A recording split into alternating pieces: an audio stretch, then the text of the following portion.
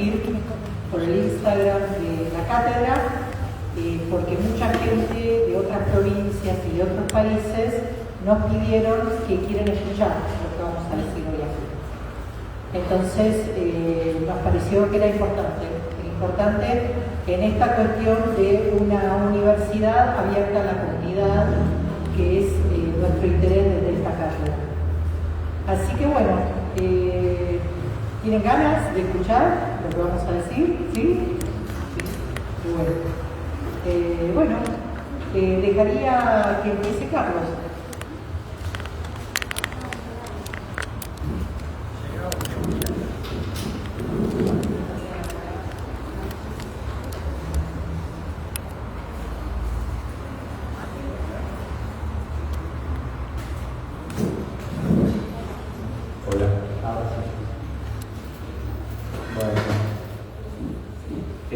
Bueno, me presento. Yo soy psicólogo, psicoanalista, trabajo en un hospital público en la provincia de Buenos Aires, en el Hospital Belgrano, y la verdad que llegar acá a la facultad, quería primero agradecer a Débora y a Alejandra la invitación, porque me hace volver a donde yo estudié, ¿no? Antes de hacer la residencia, estudié acá en esta universidad, en esta facultad. Y tiene que ver con la genealogía del libro, porque yo pensaba, mientras subía por las escaleras, que el germen de este libro empezó cuando yo venía a algunas materias acá en la facultad, y lo hegemónico de las cátedras era bajar una línea en la cual tanto varones como mujeres tenían como objeto de elección, digamos, como orientación sexual, debía ser heterosexual. Esto era lo que bajaban en las cátedras en la década del 90, que es cuando yo estudié.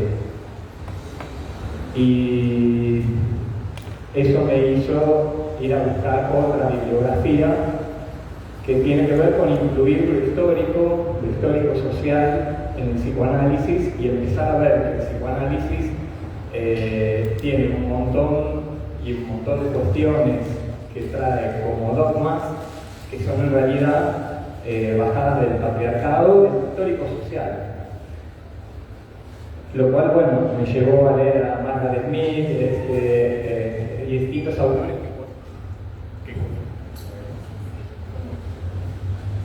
¿Sí? Ahí está. Distintos autores que justamente cuestionaban el Edipo tal cual lo había relatado Freud. Y el incursionar en estas otras teorías era de algún modo la oveja negra en algunas cátedras, donde la bajada claramente era esa, la patologización de toda elección de objeto que no fuera la heterosexual, así como todo lo que tenía que ver con lo trans era catalogado como psicosis. Pero bueno, vamos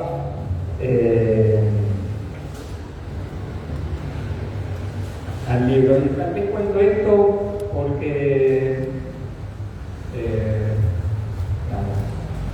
me pone feliz gratamente de que use tanta gente esta materia, porque da una mirada diferente a la clásica, y en la que aún en algunos hospitales y en algunas supervisiones se siguen bajando esas cuestiones mucho más, si se quiere, solapadamente, pero se siguen transmitiendo.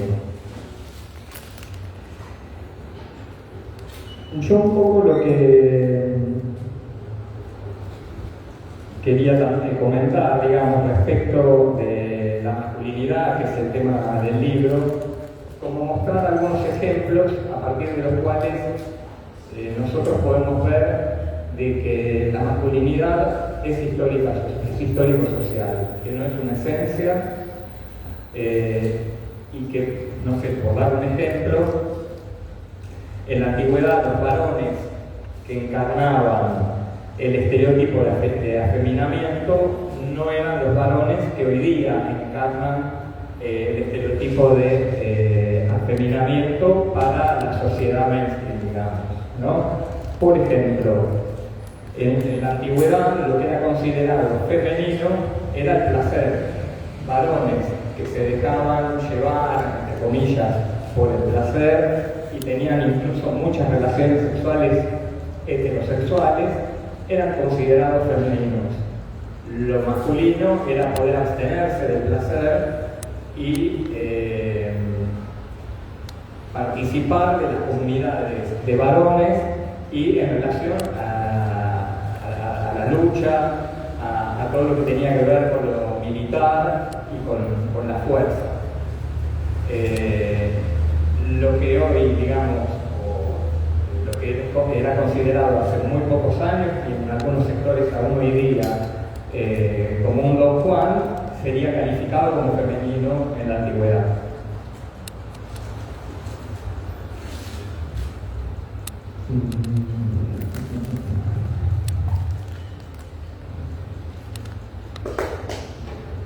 Bueno, alguna otra cuestión que yo quería señalar. Nosotros en el libro trabajamos el tema de la deconstrucción. Uno de los conceptos que trabajamos es el de construcción, que venimos debatiendo en distintos ámbitos, incluso lo hemos debatido con Débora y con Alejandra. Y rescatamos un lado, digamos, si se quiere, positivo de producción, de cambio en relación a ese concepto, pero que no alcanza. Hay un punto donde, si bien fue traído y tuvo mucha utilidad durante un tiempo, hubo un momento donde dejó de cumplir, si se quiere, el objetivo que uno quería que cumpliera, ¿no? Que era que haya un cambio dentro de cómo nos conformamos los varones. Y lo que nosotros justamente nos preguntamos en el libro es, si nos vamos a deconstruir, ¿cómo nos construimos? Primero tenemos que ver los varones para poder hablar de deconstrucción. Y si tomamos en cuenta cómo nos construimos, en principio desde el psicoanálisis, que es la teoría que nosotros abrevamos, tiene que ver básicamente, y una de las cuestiones que son el nudo de la subjetivación, son las identificaciones. Y gran parte de ese edificio que se va construyendo es inconsciente. Entonces, digamos, cuando hablamos de construcción, estamos hablando de un proceso que es consciente, ¿no? Donde digamos, lo que ha implicado es que en muchos casos se convierta en una tarea voluntarista, pero quedan un montón de cuestiones por fuera, ¿no? Que tienen que ver con cómo logramos cambios subjetivos a nivel no solo de la superficie, digamos, ¿no? Sino que sean cambios que tengan, si se quiere, vigas que puedan sostener esos cambios más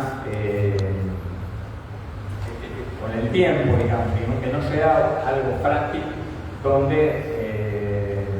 ante cualquier cuestión se derrumbe. Siempre que hay un cambio y que hay movimientos, hay arremetidas, digamos, de lo conservador para que no haya esos cambios, ¿no? Está pasando con el matrimonio igualitario, con la ley de identidad de género, con distintas leyes que se fueron logrando. Hay toda una arremetida machista patriarcal, básicamente, que va en contra de todos esos logros. Entonces, ¿cómo vamos logrando esos cambios y que se sostengan en el tiempo? Entonces, si nos desconstruimos, está bien, hay un punto donde uno, cuando va, por ejemplo, en la clínica, hay jóvenes que se acercan y no saben dónde están parados, porque si se desconstruyen, ¿qué queda una vez que se disculpe?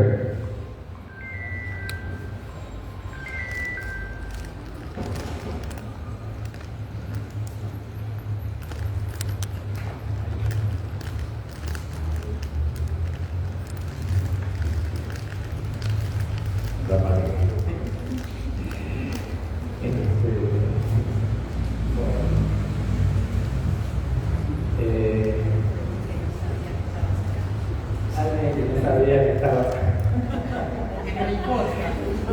O no, que me llama a interrumpir.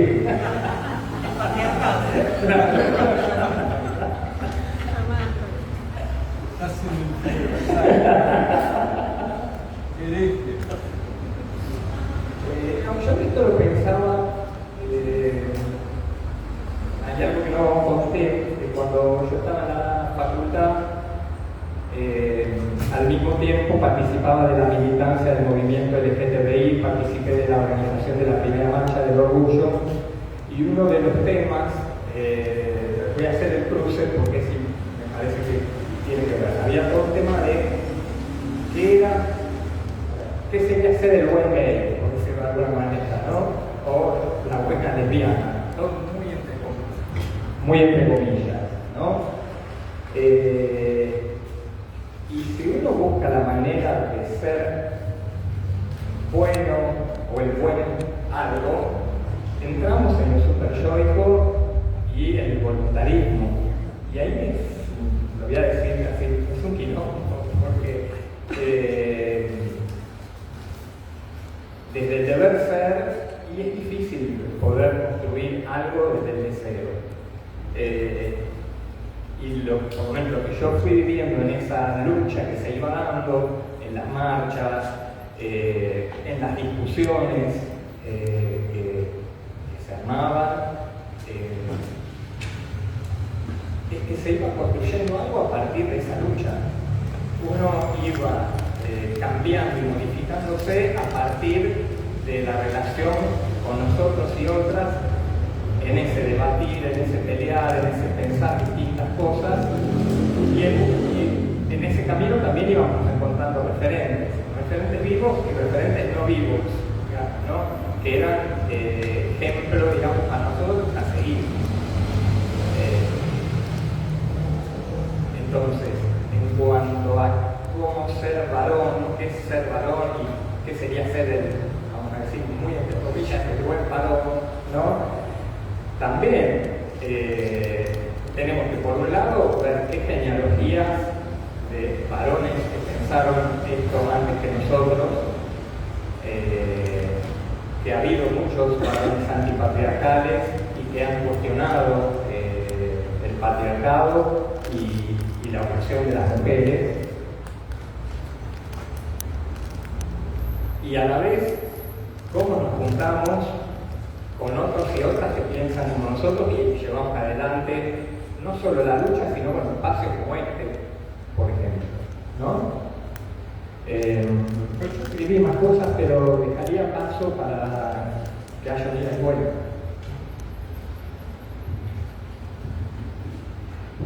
Hola. Bueno, buenas tardes, qué lindo estar en este espacio, estoy muy contenta. Yo, bueno, para quienes no me conocen, soy Alejandra Loruso y soy jefa de trabajos prácticos.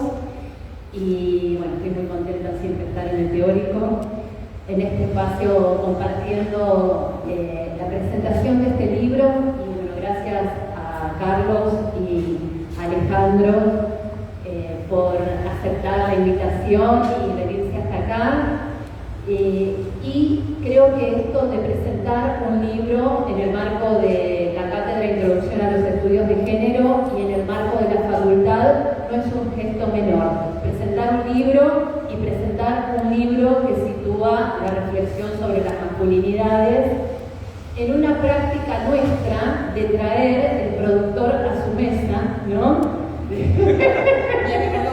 ¿No? Claro.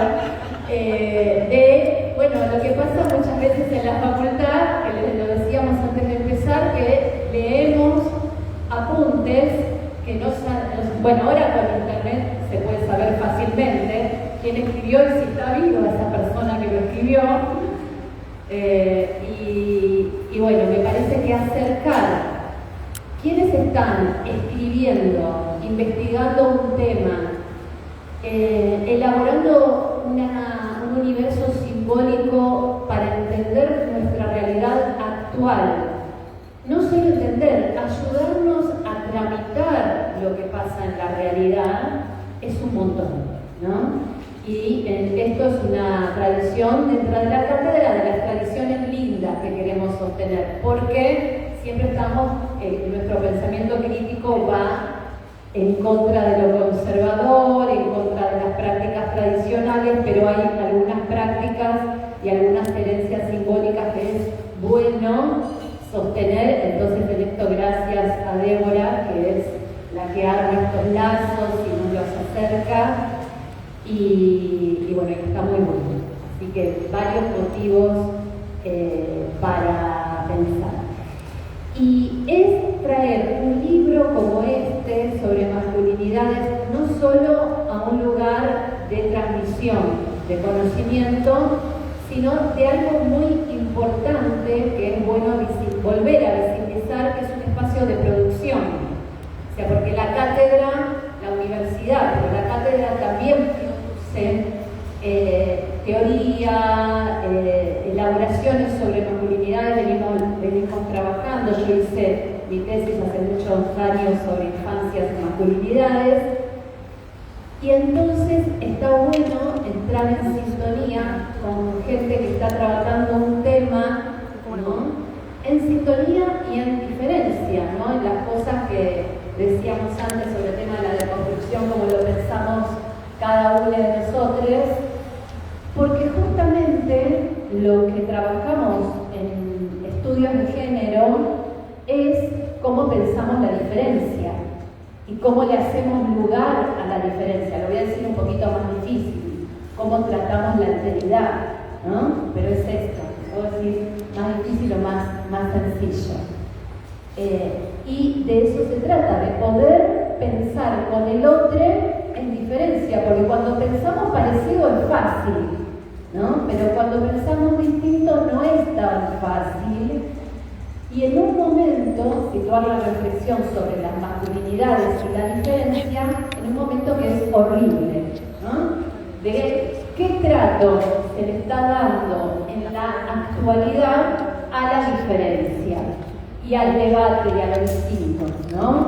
Entonces, ¿qué trato? Bueno, no voy a entrar en detalle, pero el trato que se le da a la producción de conocimiento en la universidad, a la transmisión de conocimiento, no es un trato, es un destrato, es un maltrato y es un ataque también a las políticas de género, también a las políticas relacionadas con la disidencia sexual, no solo a las políticas, a los programas, a los servicios, etcétera. Bueno, todo lo que ustedes ya saben que está ocurriendo. No porque estuviéramos en una situación ideal antes, sino que veníamos construyendo algo, y también, por lo menos desde la cátedra, veníamos haciendo nuestras críticas a lo que estaba funcionando mal, pero que estaba en funcionamiento y se estaba haciendo.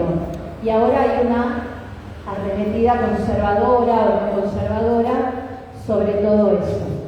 Entonces, es volver a situar el pensamiento crítico con ustedes, con el libro que trae Ale y Carlos, volver a pensar las masculinidades, volver a sostener un pensamiento crítico que es distinto al ataque, ¿no? Podemos revisar las masculinidades, traer las voces de las masculinidades, es distinto pensar críticamente a destruir, ¿no?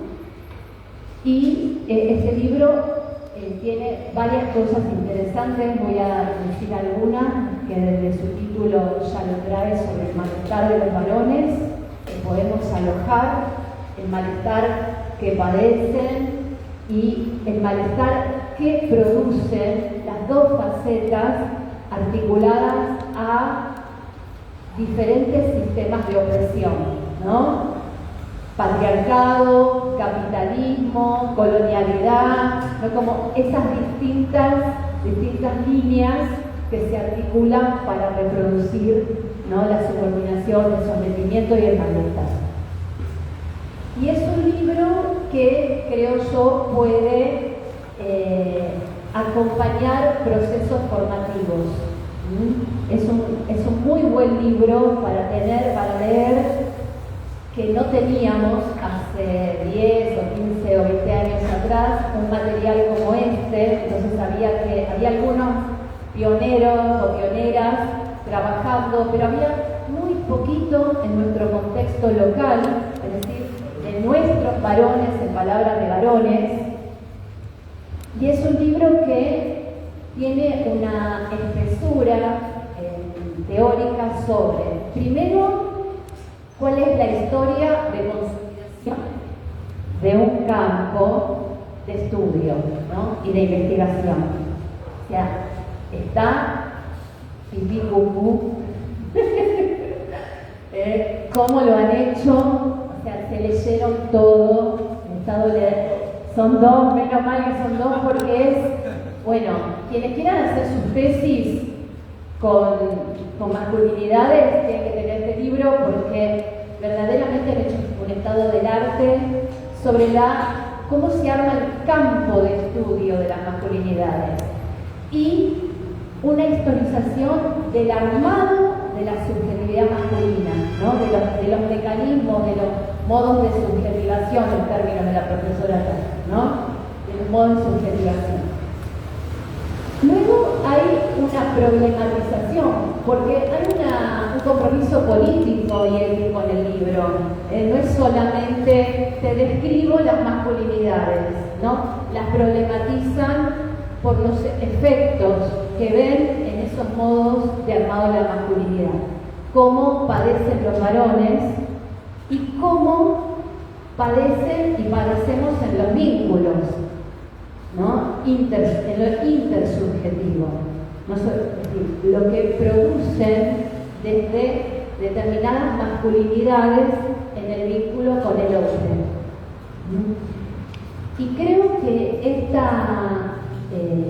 a mí me hace pensar este libro y lo que tienen para proponer, que es en definitiva una herramienta para trabajar, ¿no? O sea, que este sistema conceptual,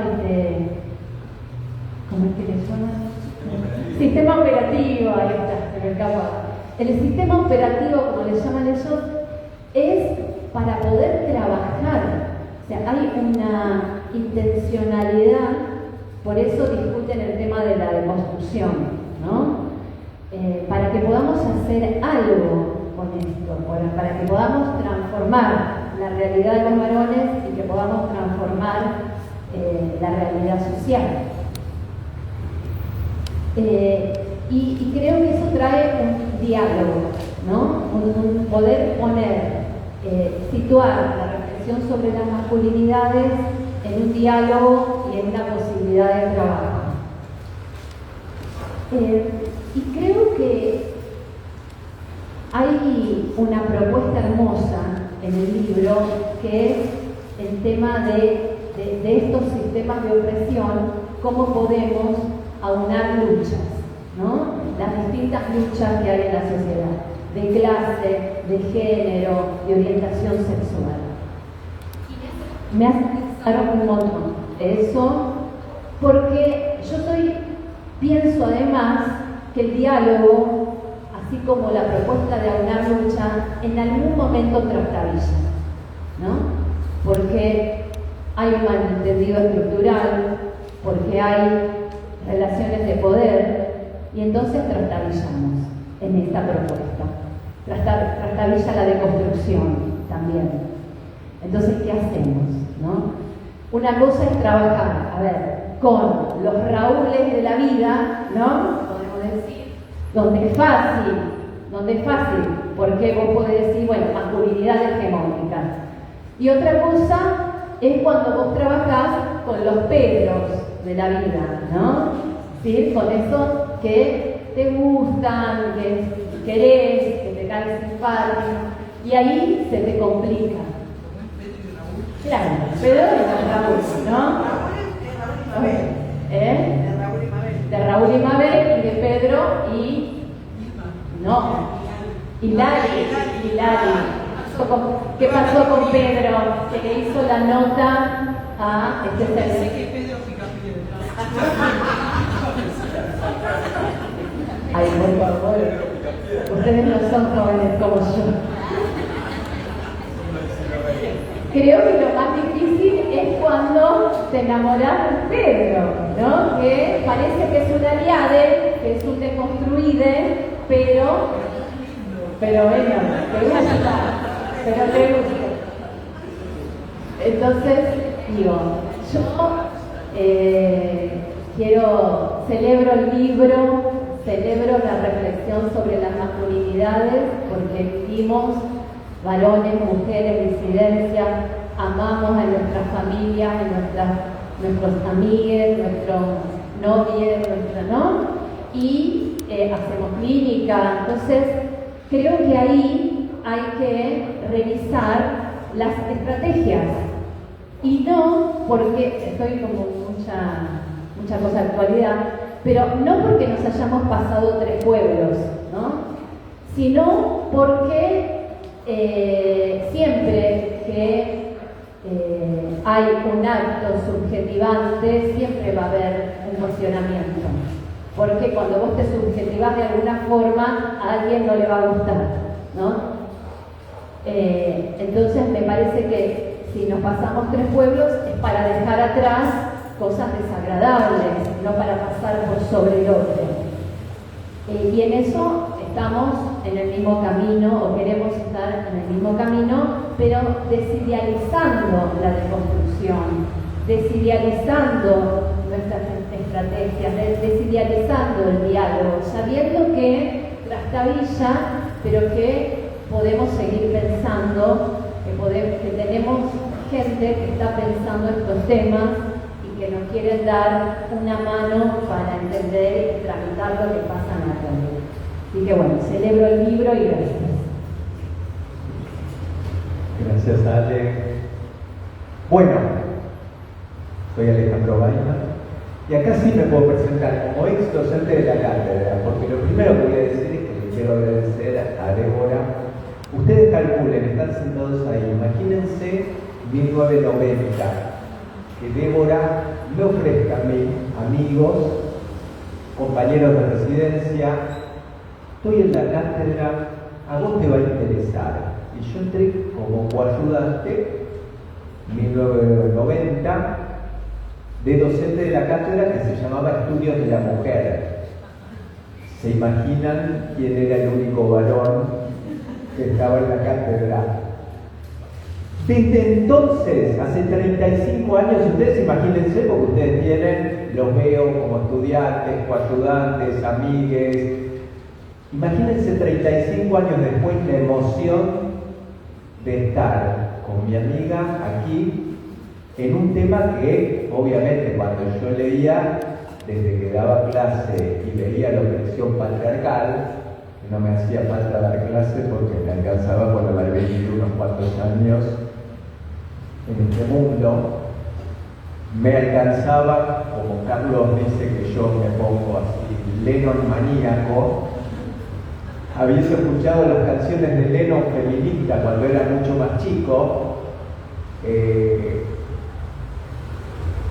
y 35 años después la emoción de decir, bueno, he llegado, y esto va en cuanto a proyectos, cualquiera de ustedes puede tener, y que uno puede decir, bueno, todavía no, pero lo voy a seguir sosteniendo. A mí me hacía falta haber entrado primero a la revista Topía, que no casualmente cuando Carlos dijo histórico-social, El subtítulo de Utopía es Psicoanálisis, Sociedad y Cultura. Y voy a hablar un poquitito de las herencias, porque creo que es importante que se den cuenta que ustedes tienen un montón de herencias que ustedes saben que cuando uno hereda algo, uno tiene que apropiarse de lo que hereda. No solamente porque Freud cita a Goethe y dice lo que has heredado debes apropiártelo, sino que hay que hacer un trabajo. Y si yo no sé qué heredo, yo no lo tengo. Y yo creo, vos decías lo de la producción, es que no hay posibilidad de producción sin herencias. Uno no crea de la nada. Ustedes consideren que a improvisar en música, alguien puede decir, bueno, ¿qué herencia? Lo primero que dicen es, imitás primero, asimilás después y por último innovás. Con lo cual es imposible sin las herencias que son simbólicas, como dijo Alejandra, y son también concretas, porque son, como ustedes están escuchando aquí este teórico, pero son de cuerpo presente, escuchando en la cátedra de Deborah Tucker, Introducción a los Estudios de Género. Hay una relación concreta y estas herencias también son importantes, así como son importantes tener amigas como Débora, que me haya invitado en su momento y que invite hoy y que haya sido y haya producido tantas cosas que hemos leído, discutido con ella, cantidad de cuestiones que tienen que ver con la producción. Dos o tres cosas de las herencias. Dije Utopía, Psicoanálisis, Sociedad y Cultura. En esta facultad con Carlos pensábamos lo histórico-social. Lo histórico-social en esta facultad, dentro del psicoanálisis, prácticamente no existe o está ninguneado o peyorizado. Cuando tenemos autores que yo me atrevería a decir que han tenido una cantidad de producción, y voy a mencionar solamente dos porque me gusta, que son los dos creadores del concepto de identidad de género. Quizás esto ya lo leyeron, que son Ralph Grimson y Robert Stoller. Cuando estábamos escribiendo el libro, hicimos la genealogía de ellos dos. Y ellos dos se habían analizado con dos analistas que se habían exiliado de la Alemania nazi, que eran Otto Hennecke y qué mal como varón que no es. No, el nombre es Heiber, pero no me sale el nombre de la mujer, entonces. No, pero dije la mujer de. Es un espanto lo que acabo de decir. Este es el patriarcado.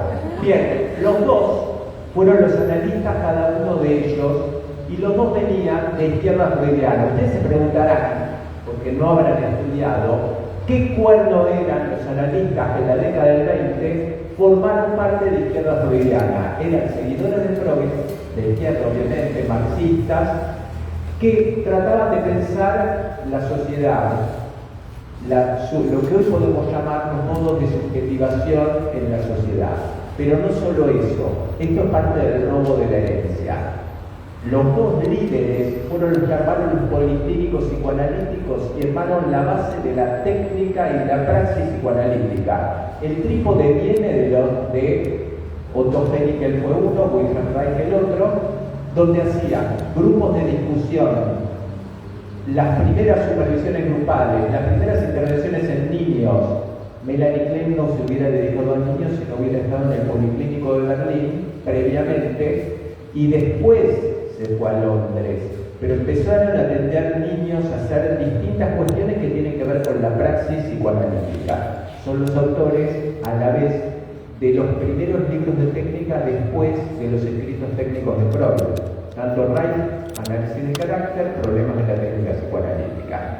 Digo esto como herencia, pero también puedo volver a nuestras tierras. Yo me acuerdo de lo que fue en 1991, habrá sido Débora, cuando discutimos un fin de semana entero, los ayudantes de la cátedra, el libro La Mujer de la Ilusión por Ana Fernández. Imagínense, yo recibía todo esto, imprimía. ¿Qué cuerno podía decir cuando Ana estaba proponiendo discutir el libro antes de publicarlo? herencias como la de Ana Fernández, como la de Silvia Bleichmann, la de un montón de psicoanalistas argentinos que pensaron de una manera muy consecuente, como la izquierda freudiana, la teoría y la praxis psicoanalítica. Dije Silvia Bleichmann, podría decir Enrique Pichon-Rivière, que es alguien que ven chiquitito, pero Enrique Pichon-Rivière, José Blecher y todos deben seguir siendo los psicoanalistas argentinos más citados fuera de las fronteras que tenemos aquí. Vamos a ser claros.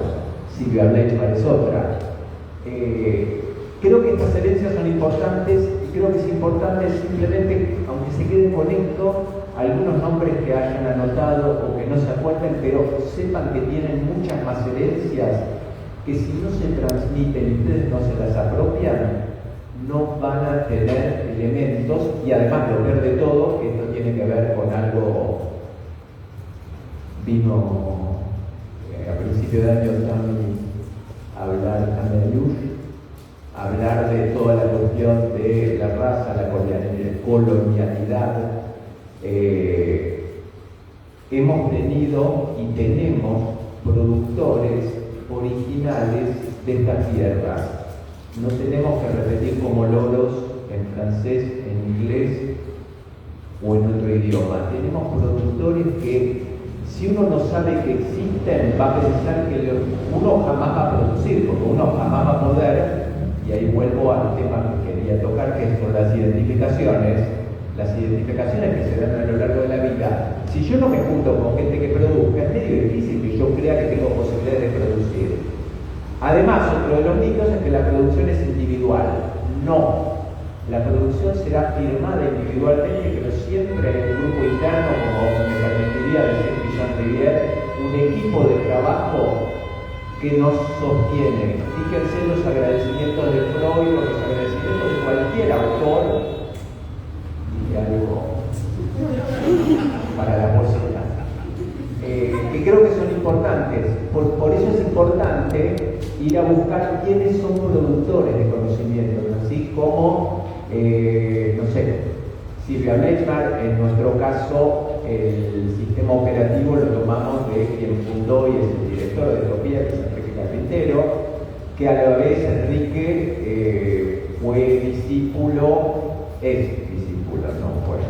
es discípulo de León Rosichner y de Fernando Ulloa.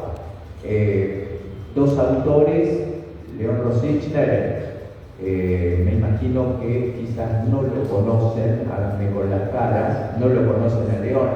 León, si hubiera nacido, esto con Enrique lo investigamos bastante en los dos tomos que hicimos sobre la historia del psicoanálisis y la salud mental. León Rosichner es quien ha hecho un cruce entre filósofos, entre Freud y Marx, uno de los más consistentes. Tiene varios libros sobre el tema. Si León hubiera nacido en Francia, sería Deleuze, sería Foucault. Nació en la Argentina y para colmo no fue estructuralista en el medio de la moda estructuralista y se peleó con todos ellos. Con lo cual es alguien que además, alguien que lo conocí, digamos, discutí con él, bueno, discutí con él no, discutí conmigo, pero León y Fernando Ulloa debe ser de los discípulos más importantes de Enrique Pichon-Rivière, docente de esta facultad en la década del 70 en clínica de adultos. Tiene un libro estupendo para cuestiones clínicas, que es novela clínica psicoanalítica, que es para cuestiones clínicas y cuestiones en general para cualquiera de ustedes. Decía lo de las identificaciones, y digo esto y voy a dejarle a Débora, porque nosotros hicimos todo un trabajo y la base, creo, central de cómo se conforma la masculinidad o cómo se conforma nuestra identidad de género tiene que ver con las identificaciones. Y nosotros llegamos, después si quieren hablamos un poco más, a cómo la masculinidad patriarcal, nosotros le llamamos de sometimiento,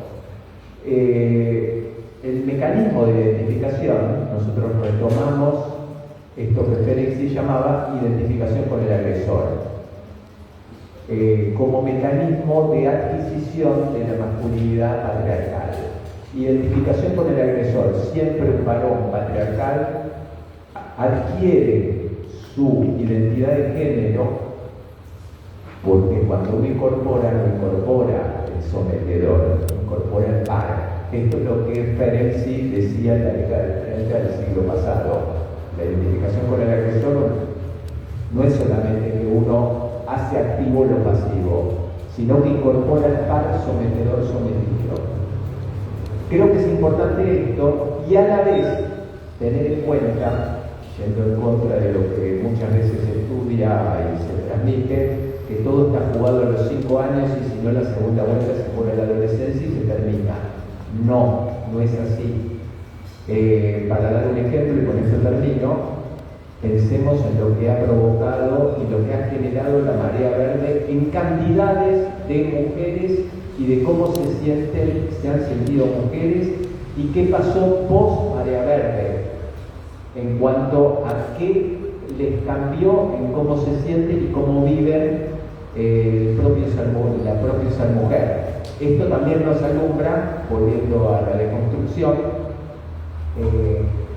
a que no hacía falta el postulado superyoico de deconstruirse como mujer, sino que hubo movimientos sociales que realmente modificaron un montón de cosas y que nos dejan, yo no diría nos pasamos 3 pueblos, sino que tenemos un largo camino todavía por recorrer.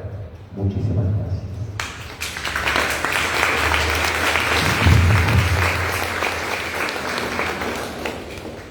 Bueno, primero contarles que estoy muy contenta de que hagamos esta presentación hoy aquí, porque, por muchas razones.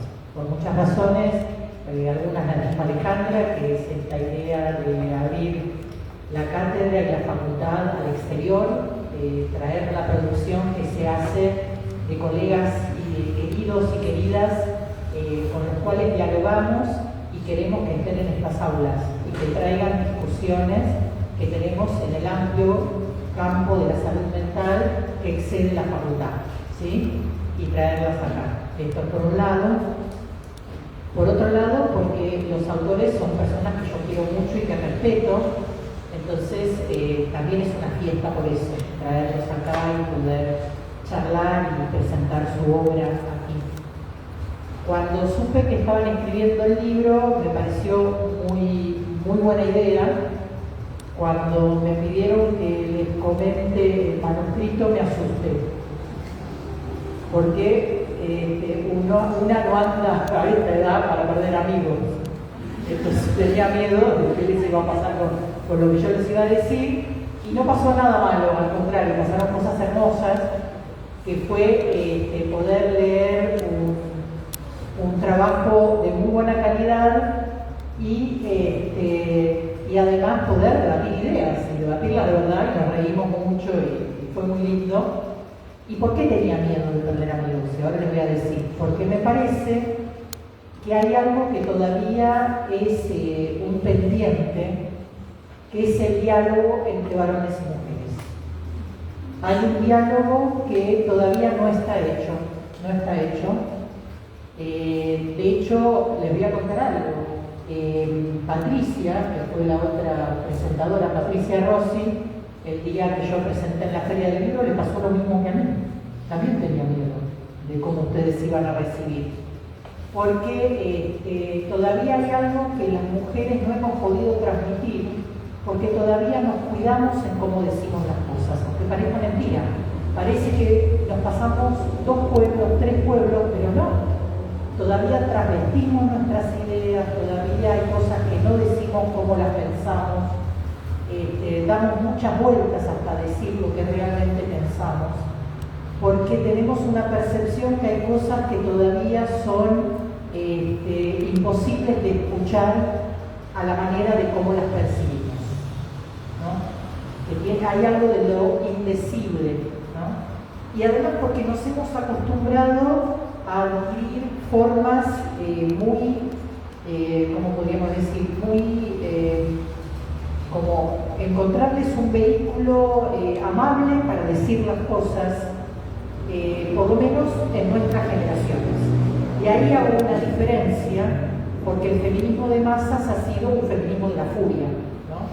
Entonces ahí también hay una diferencia generacional de cómo se han dicho las cosas y cómo las decimos en nuestra generación de feministas. Entonces yo creo que tuvo que ver con eso y fue muy bueno poder decir las cosas como las pensaba y que hayan sido recibidas de muy buena manera y aparte porque querían escuchar esas cosas. Y bueno, yo qué sabía. ¿Cómo saberlo? Entonces digo, pasó. Entonces eso es bueno. Entonces eso quería contarlo, porque ese es un diálogo que empezamos a hacer, pero que a nivel general no está hecho. Yo creo que no está hecho. Incluso, con varones a los cuales respeto, a los cuales quiero, hay cosas que nos reímos entre nosotras, pero a ellos no se lo decimos. ¿Sí? Bueno, entonces ese es un diálogo que me parece que es importante, precisamente porque lo que está enfrente es muy feo. O sea, no podemos darnos el lujo de no dar este diálogo. Y creo que es parte de lo que faltó, de lo que todavía no se pudo dar. Y de la misma manera que Carlos planteaba, algo que está en el libro, que es el tema de la deconstrucción y sus potencias y sus déficits, ¿no? O sea, ¿qué permitió la propuesta de la deconstrucción? Que fue una interpelación a la conciencia. Pero ¿qué es lo que no permitió? Por ejemplo, el exabrupto de Pedro ahí sin Pedro Rosenblatt, el cadete. ¿Qué es lo que se vio ahí? Yo lo pienso no para cancelarlo, sino para entender. Se vio los límites de la deconstrucción. Alguien que es un aliado, y yo creo que es un aliado, pero como es el límite de la deconstrucción es la empatía por Cordera. Y la empatía por Cordera porque le gusta su música y porque Cordera es un tipo que políticamente es progre. Entonces ahí hay un tema de cierta empatía no desarmada, porque lo que se desarmó es racional. ¿Sí? Y no tiene nada de malo que empatice, pero sí que no le pregunte lo que sí le tiene que preguntar para mostrar que no está en el mismo lugar que Cordera dice claramente que a las mujeres a veces hay que violarlas. Y lo dijo, y lo sigue sosteniendo. Y yo creo que Pedro no piensa eso. Entonces, ahí hay un tema de muchos varones, Cornell lo plantea, es una complicidad, ¿no? Por algo Barreda es un ídolo de tantos varones que precisamente nunca harían lo que hizo Barreda, pero que dicen, mira qué bien, o sea, hay algo que les toca aun cuando nunca lo harían. ¿Sí? Entonces me parece que ahí hay un punto que eso no está desarmado. Y a mí me pasó, por ejemplo, previo a la pandemia, porque después de la pandemia el diálogo fue de otra manera, cuando trabajábamos con el tema de scratches, después de lo que fue mi conferencia sobre el tema, me invitaron a varios lugares para hablar, varones de mi generación, tipos piolas, y lo que yo veía que la preocupación era el scratch. La preocupación era, y me lo decían, ¿a vos no te parece que está mal que nos juzguen por lo que hicimos hace 30 años o hace 20 años? Porque realmente lo que traían era la conciencia de que había cosas que habían estado mal. Y eran cuestiones que no habían criticado de sí mismos y no habían dicho, bueno, hace 30 años hice eso, pero ahora pienso otra cosa. Entonces, era una preocupación más por el escrache que por preguntar, ¿a vos te parece que yo me puedo colocar de otra manera frente a lo que hice en un momento en el cual yo pensaba que la vida era así? Hice lo que pude porque pude hacerlo, ¿no? Entonces, yo ahí veía que era gente buena onda, era gente querible, pero llegaban hasta ahí porque la preocupación era por no ser cancelados y no por cómo podían posicionarse frente a lo que habían hecho. Entonces yo creo que hoy la discusión tiene que ser esa. Y por eso también desde este lugar, ya lo dije, yo lo venía sosteniendo, pero en este momento digo, no podemos no hacerlo y lo interpelo porque yo también me callé o no alcé suficientemente la voz frente a las compañeras feministas que cancelaban. aun cuando siempre planteé que no había que cancelar, porque muerto el perro no se acabó la rabia. Entonces vos cancelaste a este y le pensás que está todo bárbaro, y hay algo que no cambió, porque no cambió con el cancelado. Y además te metés más en el punitivismo que en cambiar las cosas, que es lo que realmente las feministas, y más las feministas que venimos del progresismo o de las izquierdas, en realidad creemos. Entonces, retomando, por eso me pareció importante que ellos dos se jueguen públicamente escribiendo este libro, porque son personas respetadas, porque pertenecen a un colectivo importante en el campo de la salud mental, y se están planteando públicamente que los varones tienen que pensar ellos mismos, porque ese también es uno de los límites de la construcción. No es un límite solamente en el concepto, sino que fue una interpelación desde afuera. Y ningún cambio de la masculinidad va a venir desde afuera. Tiene que ser desde los propios actores y desde la propia incomodidad. Y por eso cuando presenté el libro dije, se puede llamar de construcción, se puede llamar de otra manera. Lo importante es que sea el concepto o la forma de articularlo que realmente conmueva a los varones para hacer eso que es necesario que hagan, que es ser disidentes del patriarcado. Eso es realmente la interpelación que desde los feminismos les hacemos. Y que yo creo, por todo lo que dije, que no fue tomada a la altura de lo que estábamos haciendo, probablemente porque hubo algo defensivo y también porque estábamos nosotras en la nube de pedo feliz que se cayó. Entonces, en este momento, me parece, perdonen el lenguaje no propio de una doctora, pero me parece que es una buena metáfora. Estábamos como muy contentas, ¿no? Entonces, bueno, y en este momento me parece que hay que retomar el camino, pero también con una lectura crítica, como tiene que ser cualquier corriente política de acción, tiene que ver en qué estuvo bien y en qué se equivocó, y qué es lo que faltó también, y qué interpelaciones.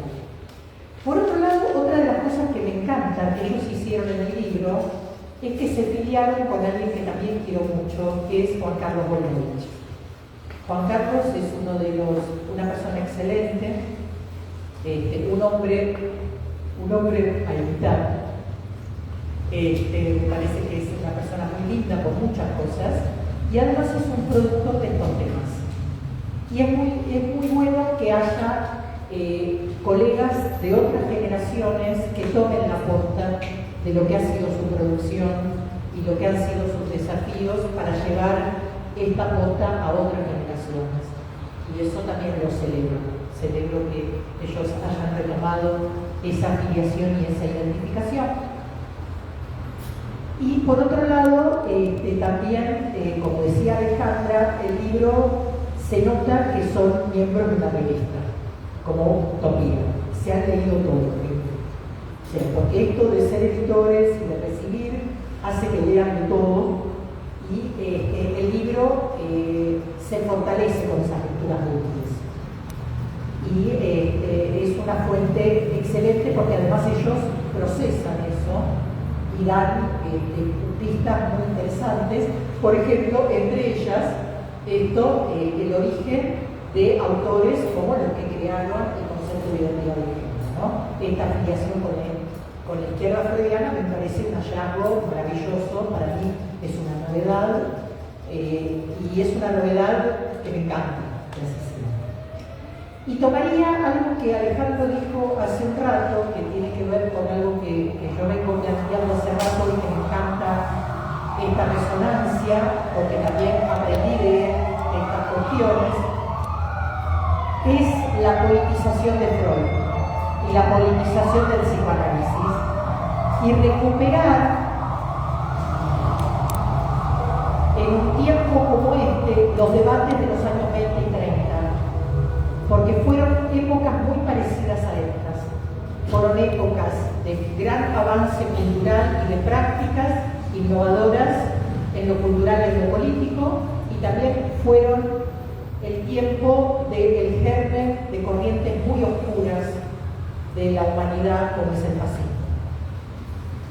Entonces necesitamos recuperar también e identificarnos con quienes pusieron el cuerpo y el pensamiento en el debate en ese momento, recuperar el Freud político también, de cuando él pensaba el fascismo, porque Freud también fue un exiliado por estas razones, y debemos recuperar no al Freud lavado que hay aquí, sino al Freud comprometido con su época, porque necesitamos también poder pensar estos tiempos de culto. Entonces, con esto cierro esta vuelta. Bienvenido al libro, léanlo, es muy bueno, se aprende, y bienvenido el lugar que Carlos y Alejandro están teniendo en el debate en las masculinidades y el campo de la subjetividad. Muchas gracias.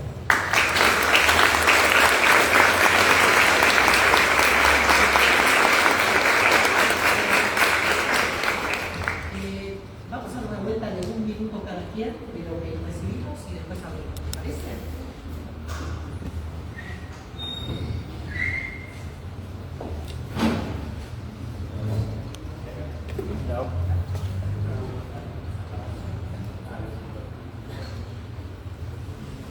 Bueno, ahora sí. Cuántas cosas. No, pensaba que, digamos, la cuestión se juega tanto, tomando un poco de lo que se fue hablando, ¿no?, en el terreno clínico y político, porque están en juego, por un lado, la escucha, la singularidad y el acompañamiento, pero por otro lado también estamos interviniendo en un campo donde se disputan los cuerpos, los sentidos y los modos de estar en el mundo. Entonces, la interpelación es, digamos, clínica, pero también política. Y en este sentido,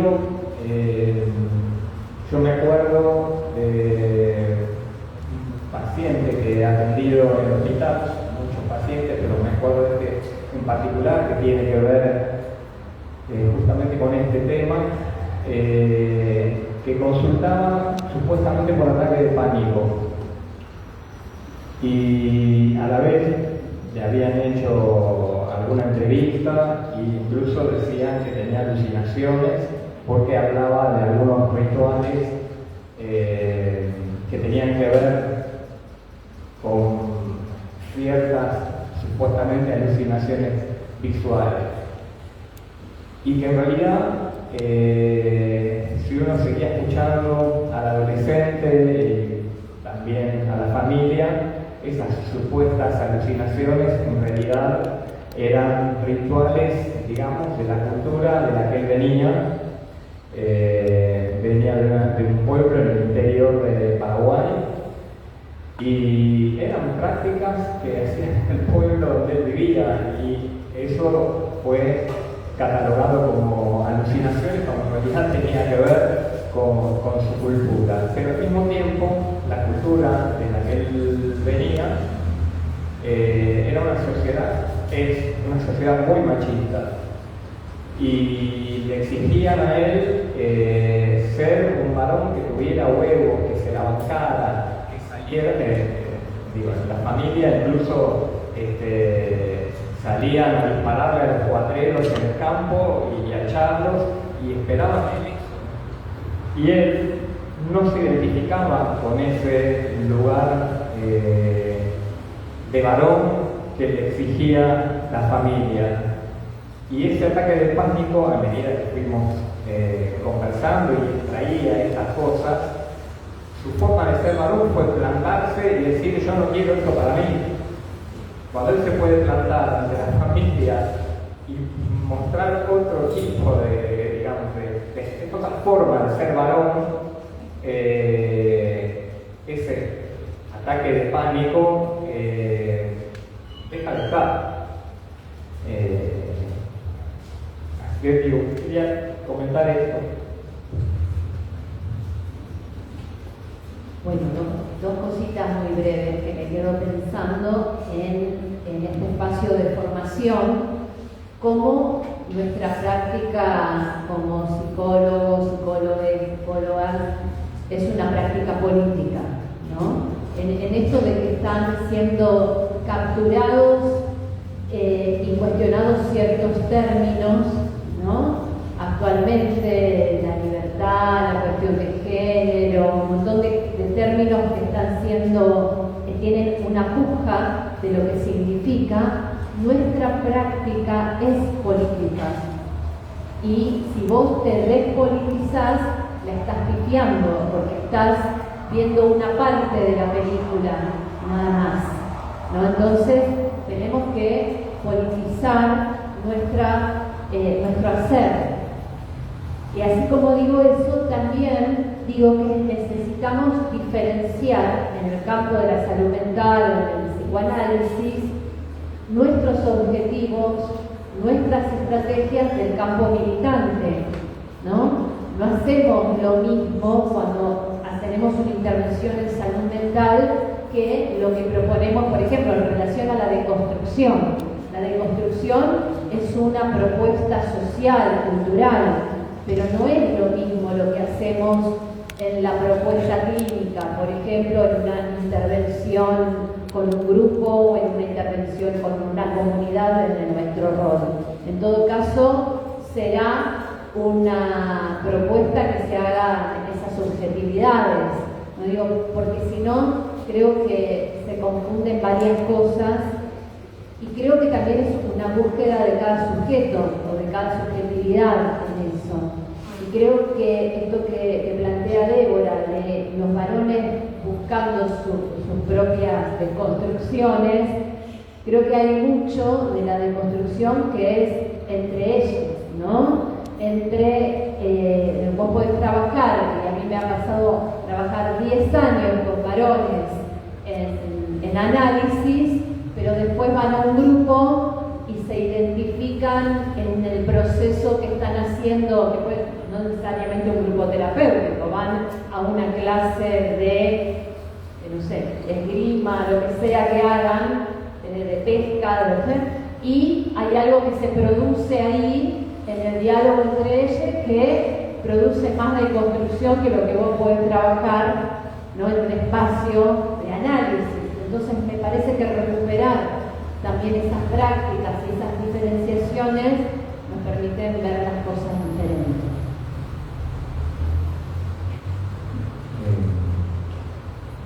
Iba a decir algo en relación a esto con lo que terminó Débora y hablar de política.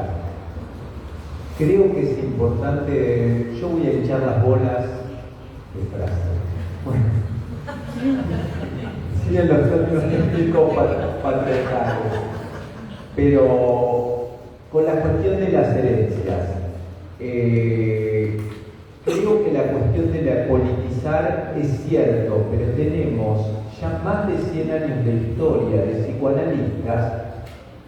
Digo que a diferencia de lo que al menos yo aprendí en la facultad, en la residencia y sé por Débora y otras, por Alejandra y todo, sigue siendo hegemónico, como que si hablas de política no sos tan riguroso clínicamente y teóricamente. Falso, mentira absoluta.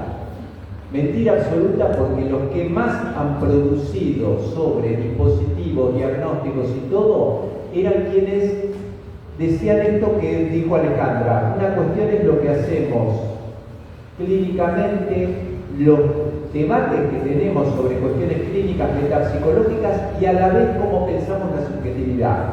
Puedo dar ejemplos y podría usar mucho más que el minuto, pero desde Silvia Bleichmar, aquí en la Argentina, Enrique Carpintero, José Leger, Enrique Villon-Rivière, me voy más para atrás a quienes mencioné, a Otto Hennigel, Wilhelm Reich, que han pensado una cosa y además la cuestión política implica pensar cómo pensamos nuestras intervenciones, y digo ustedes como psicólogos futuras,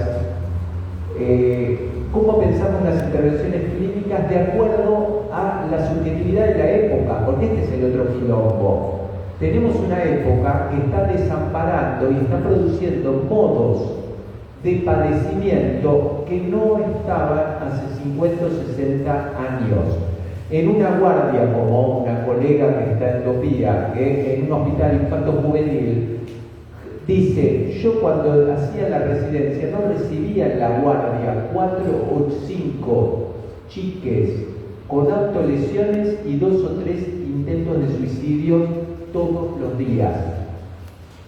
Con lo cual, pensar políticamente implica ser mucho más riguroso, porque pensamos que si los modos de subjetivación son histórico-social, tenemos que pensar la psicopatología y las intervenciones clínicas en otro nivel, con lo cual nos vuelve más rigurosos. Digo solo eso y espero que aunque sea de esto, de la cantidad de cosas que dije hoy, a mí me sobra. Bueno, me parece que genial seguir por línea de lo específico de lo político y lo específico de lo clínico, y también la época, la clínica de la época, y me parece que retomaría algo que está en el libro y también en los diálogos que hemos tenido sobre el libro, que en este momento hay un incremento del malestar masculino por muchas razones. Primero, porque se sigue subjetivando a los varones con el modelo hegemónico, y hay pocas posibilidades de desarrollarse como varones hegemónicos. Entonces hay una promesa incumplida. Por otro lado, ese modelo hace que sea difícil para los varones tramitar el malestar, porque el tema de la modernidad, decisión cuerpo y mente, en los varones es el paradigma de decisión de la modernidad en este sentido. Por otro lado, las mujeres hemos hecho el trabajo de bypass psicológico, de traer los afectos complejos, metabolizarlos y devolvérselos a los varones, y ahora no lo queremos hacer más, pero tampoco sabemos, porque somos subjetividades en el neoliberalismo también nosotros, ¿no? Entonces tenemos menos tecnología, hay menos mujeres comprensivas también. Es un bien escaso. Entonces, y al mismo tiempo hay una apropiación fascista del malestar masculino. Es decir, estos varones que están girando en el malestar, hay alguienes que les están hablando y les están diciendo, vení, armate como macho alfa, golpea a todo el mundo y tramita de esa manera tu malestar. Y algo que nos dimos cuenta, que el odio es un alto antidepresivo. Entonces, todo este cóctel que está en el libro hace necesario que trabajemos este tema, que antes decíamos que había que trabajarlo, porque venimos trabajando estos temas hace muchos años, pero ahora no nos queda otra que hacerlo, porque lo que se juega es muy importante. Y desde el campo de la salud mental tenemos mucho para hacer en relación con esto, porque este paisaje de las guardias, habló Alejandro de las guardias adolescentes, digamos, los adolescentes van mucho con los jóvenes, pero también están llenas de varones que se estrolan en los accidentes porque corren, o porque están pasados de merca, que también es una de las formas de tramitar el malestar, o porque son deliveries, porque es el trabajo que hay y llegan destrozados, ¿sí? O porque se pegan entre ellos, entonces, o porque se infartan, que es lo que digo yo. Entonces digo, hay muchas razones, y bueno, yo cerraría acá para que les dé interés, y ahí Beatriz está con los libros, con descuento para la facultad, y tenemos un ratito para dialogar con ustedes, así que aprovechen. Yo tengo una pregunta más que nada preguntarles qué piensan al respecto de, se me viene por ejemplo pensar las masculinidades gays, por ejemplo, de hoy en día. Cuando leía el texto del modelo tradicional de los varones, aparecía esta disociación entre el erotismo y lo afectivo. Dije, esto es re de ahora también, ¿viste? y se puede ver mucho en el uso de las aplicaciones de citas, de estos encuentros casuales, que es todo o nada. Entonces, no sé qué pienso. Yo siento que el 80, el 90% de los varones gays lo hacen. Lo grito. Yo voy a decir solo un comentario y dejo a mis compañeros. Podés ser gay y podés ser un varón tradicional. La sexualidad no define el género. ¿Sí? Entonces, eso es lo que yo le diría. O sea, mi pregunta es muy específica. Sí, pero yo digo esto. A Carlos, especialista.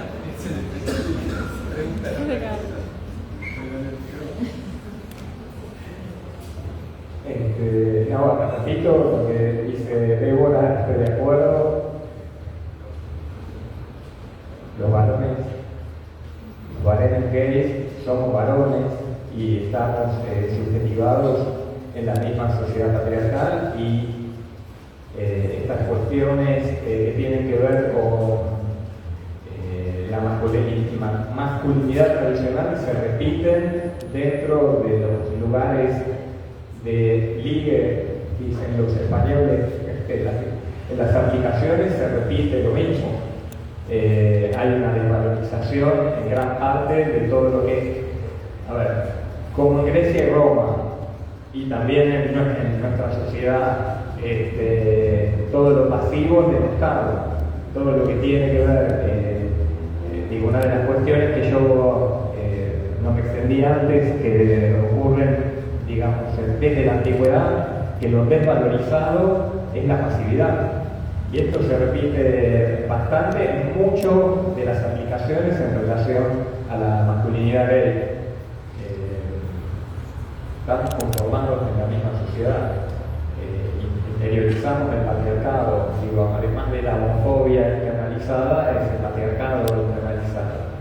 Es un quilombo. Gran parte de lo que se discutía en toda la primera época del primer armado de las marchas tenía que ver con estos temas. Era muy difícil. Por ejemplo, una de las cuestiones en la primera marcha que se discutió era por qué participaban las travestis, ¿no?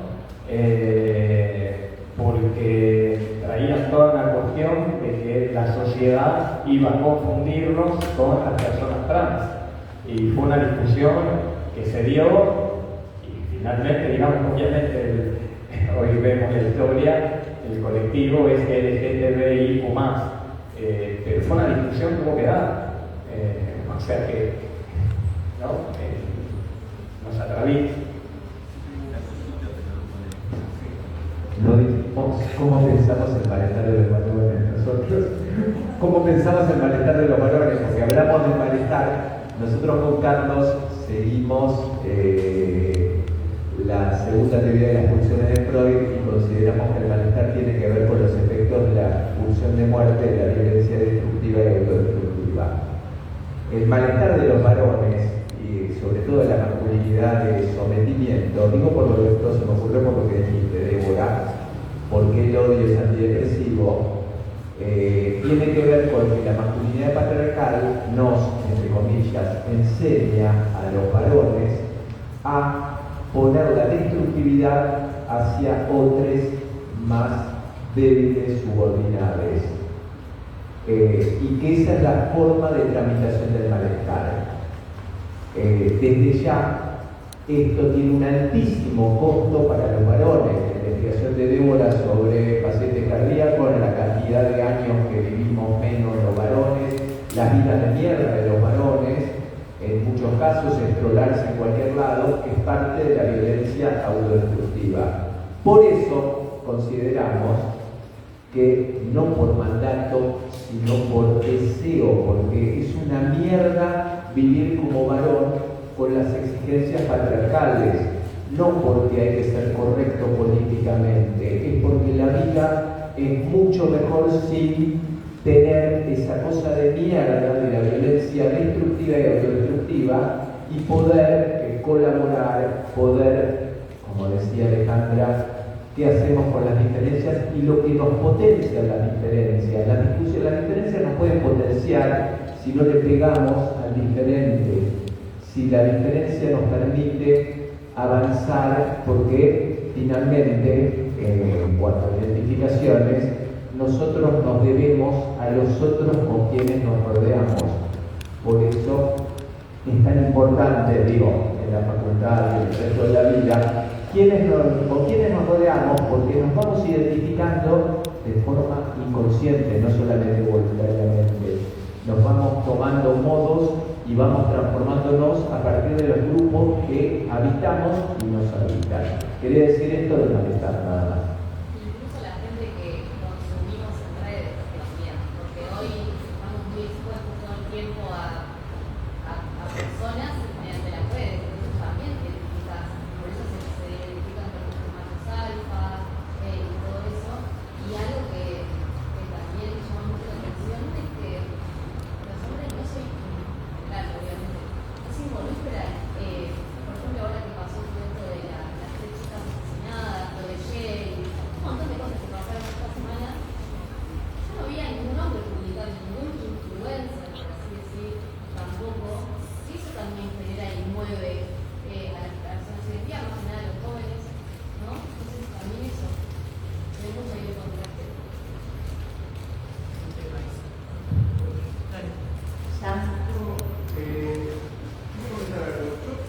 Soy docente, en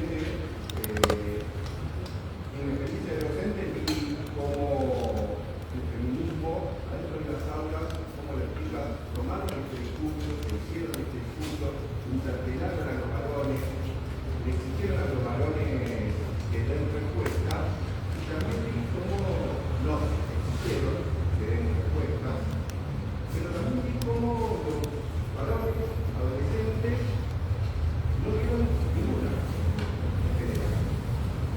Y se quedaron totalmente al margen de la discusión y al debate, como si esto no me toca, esto no me incumbe, no es de mí que se está hablando, pero en un sentido como no de tal. A mí, yo, cuando se generaron las discusiones, intervenía con la chica, bueno, acá lo que tenemos que pensar también es después de cómo es la relación entre varones y mujeres, cómo es la relación entre las personas, cómo pensamos que se después de cuando tenés a tu compañero ahí que no habla, que quedó totalmente silenciado, marginado, no lo estoy poniendo victimizando, no lo estoy victimizando.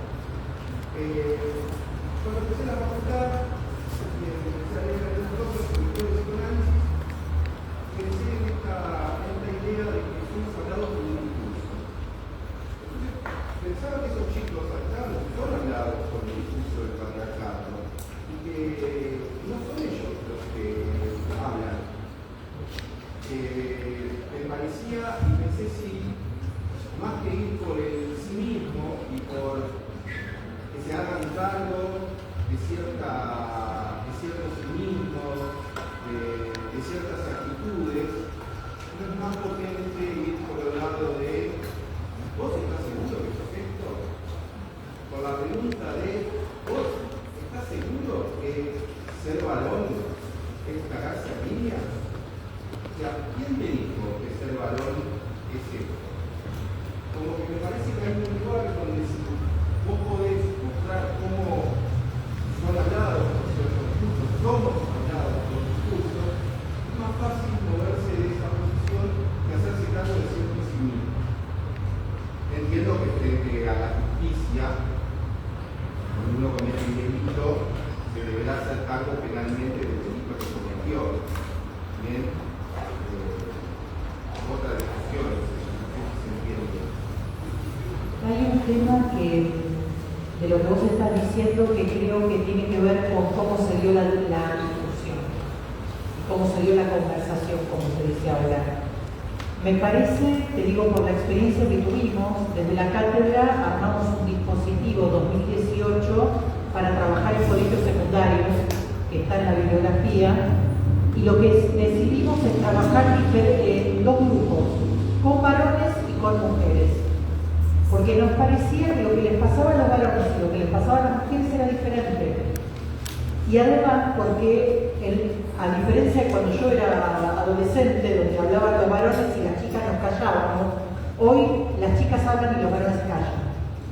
Entonces, y es algo por lo menos que yo aprendí cuando empecé a trabajar con masculinidades, que muchos dispositivos son más afines a las feminidades que a las masculinidades. El dispositivo psi es más afín a las mujeres que a los varones. El dispositivo grupal psi también. Entonces, y además los sistemas de salud son afines a las mujeres y no a los varones. Entonces, por ejemplo, conocí que había un programa de salud de los varones en Brasil que iba a buscar a los varones a las paradas, a los bares, a las canchas de fútbol. Entonces, me parece que para trabajar con varones, tienen que ser varones que vayan a donde están los varones. Entonces, hay algo ahí que todavía está por realizar y que, bueno, que enhorabuena se haga. Agrego solamente una cosa que tiene que ver, hoy en el chat se van a acordar de las herencias. En el libro nosotros tomamos cantidades desde hace 200 años, Débora lo dijo, pero hay feminismos y feministas desde hace más de 200 años.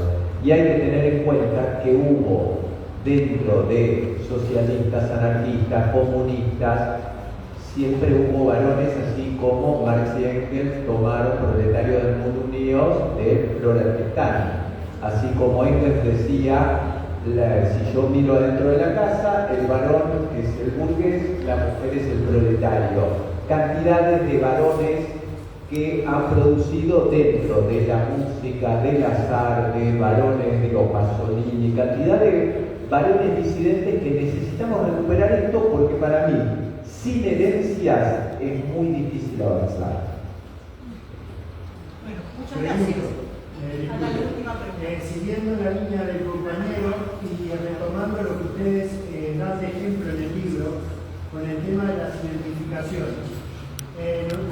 Docente, trabajamos con varones y trabajamos en el centro de formación de docentes, pensando justamente, ¿no?, en, bueno, cómo son los docentes varones que van a las aulas. Esto como fruto de, ustedes lo dan en el ejemplo del libro, con los escraches a los docentes varones en el 18. Cuando todo eso sucedió en las escuelas donde trabajábamos nosotros, a mí personalmente los tenía al lado y no los había visto. Eso motivó justamente en la escuela donde yo trabajo empezar a trabajar este tema. Y bueno, trabajamos en la masculinidad hegemónica, pero es como dice él, es como que todo muy superficial, es esta cosa de la deconstrucción, ¿no? Para encajar, para que nos vean bien, pero no podemos avanzar. Y entonces cuando yo lo leí a ustedes, que hablaban justamente de esto de la identificación y de dar ejemplos y pasos, bueno, mi pregunta sería, siguiendo la línea de lo que dice y lo que comentan ustedes, ¿cómo podemos echar estos casos? O sea, ¿cómo lo bajamos a tierra? Al llano. ¿Se entiende la pregunta? ¿Sí?